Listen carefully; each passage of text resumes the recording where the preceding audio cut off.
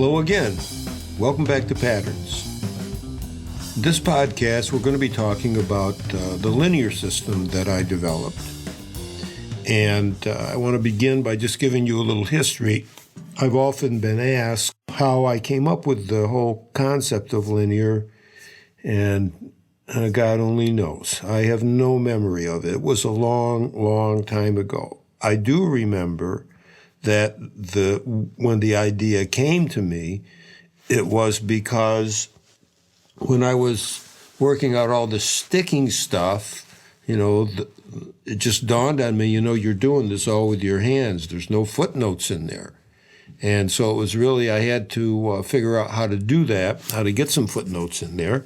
And linear is what I came up with. First of all, it's not the linear. It's a linear. It's a version of linear. There are lots of ways you can put together notes in the linear style. I mean, what is linear? It just means a single line of notes that you break up between your hands and your feet. That's the end of the definition. You can do it on anything, with anything, as long as you follow those rules. When you play stickings, all the notes are in the hands. Can you put your bass drum around the stickings to create what we could call sticking linear? Yeah, you can, and that's a topic for another day. But right now, we're just going to look at the basic version that I came up with. It's only got 6 figures. There are 3 figures that have a single stroke in the bass drum. So the 3 linear is right, left foot. And the 5 linear is right, left foot.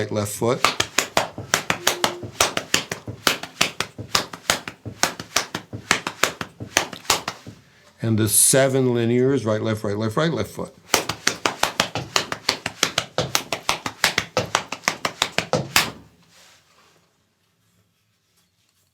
Then there are 3 even figures. The 4, right, left foot. The 6, right, left foot. And the 8, which is right, left foot.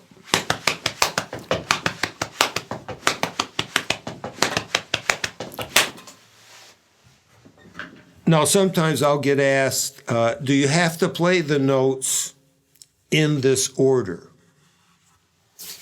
And the order is really based upon just the way it's written when you first see it. So, for example, if I play the phrase 3-5, the single stroke in the 3 is always on beat 1 and beat 3. But if I play it as 5-3, it's on the E of 2. So which is the real version? And the answer is they both are. So in my system that you're going to learn here, you are going to play these figures everywhere they can be within the phrase, everywhere they can be within a measure of 16th notes. Because this is what we're talking about here. Again, just like with the stickings, because we play 16th notes so much and triplets so much, we need a lot of ways to play them. And then later on, we'll bring in the rhythm aspect, because that adds yet another dimension, but still for the moment, we're just kind of centering in here. Okay, so with these 6 figures, if I was trying to set up, let's say we'll do the time fills first. So I'm looking for rock time fills. So of these 6 figures, there are really 4 versions that I can make for 2 beats of 16th notes, the 3 and the 5,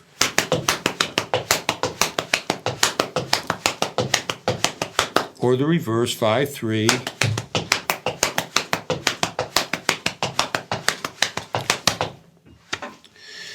and then the 4s, not very interesting, and the 8.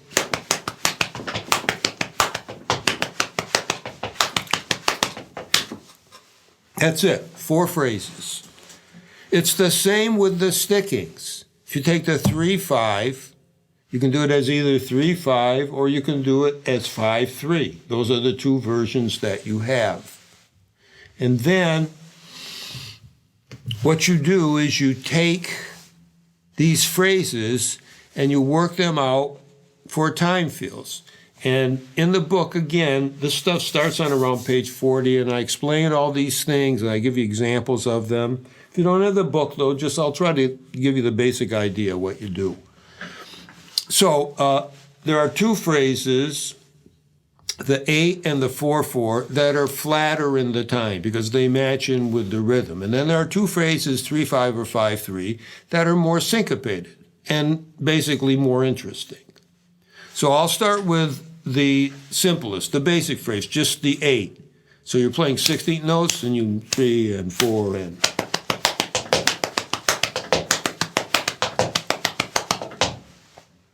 Okay, so the first thing you got to do is figure out where you're going to play the accent. Now you got your right hand on the hi-hat and the left hand on the snare drum.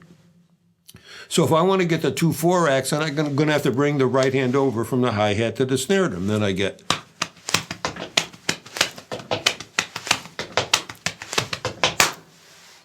And then I always want to have at least one other accent on each of these figures. So a lot of people will pick like the of 1 E to 2 E. So I got these two accents. If I put them together, I get.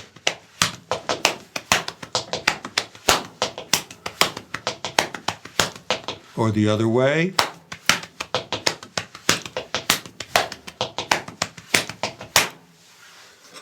So those are my basic versions of that particular figure. And then what you're going to do, is you have certain modifiers that you can put on these things.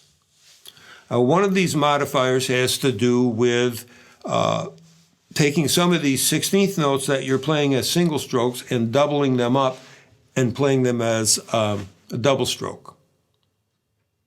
So here's the 8 again.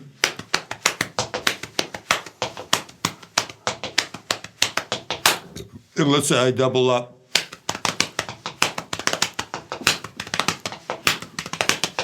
So you can do this on any of the 6 hand notes that you've got in this pattern. So you check that out, and then you check out which ones sound good with which of your accents, and you put that together, and you're gradually building the phrase.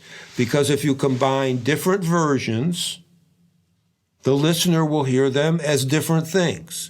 So if I play the first version and I play it straight, just with a 2/4 accent, do-do-do-do-da-da, and then the second version I have two broken double stroke things, do-do-do-do-da-da, brr-brr-da-da, boo-do-boo-do-ba-da, brr-brr-ba-da.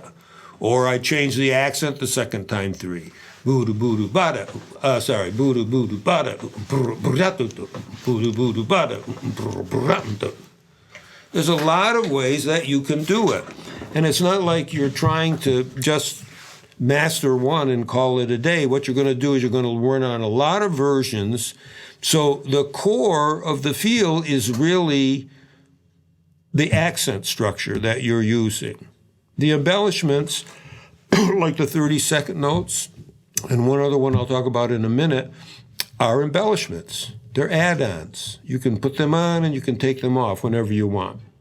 Okay, so the other embellishment that you can put on these linear that's very easy is to just open the hi-hat whenever you're hitting it. So if you're playing this 8, do-do-do-do-da-da, do-do-do-do-da-da, do-do-do-do-da-da, and then you open the hi-hat on the and, so you go do-do-do-do-da-da, do-do-ch-da-da, do-do-do-do-da-da, do-do-ch-da-da. And that's another modifier.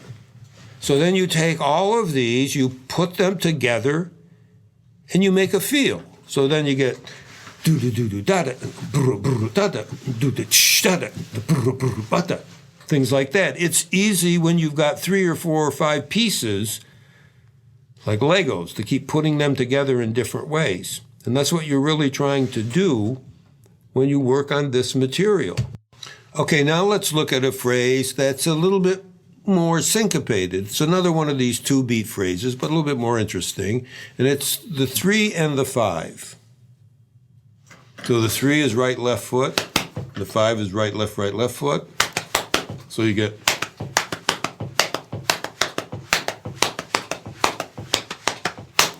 Find an accent.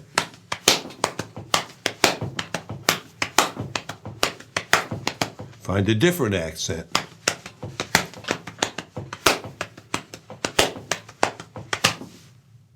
In other words, I want to get those accent versions because that's like the core of the groove. And it's, with the 3 and the 5, you're getting a syncopated feel on the 16th notes. It's not as flat as the 8. And then you run the same thing. You get your accent versions together, you work out some 32nd note things.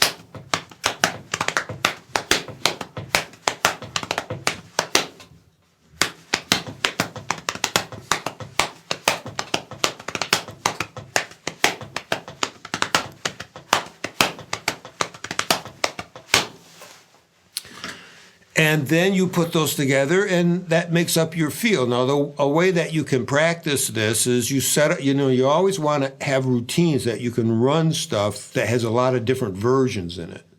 So you set up a routine where, let's say you do 4 measures of pretty straight ahead rock feel. And then in the next 4 measures, you're going to do your linear thing. So let's say I'm doing the 3-5. And the first time I do it like this.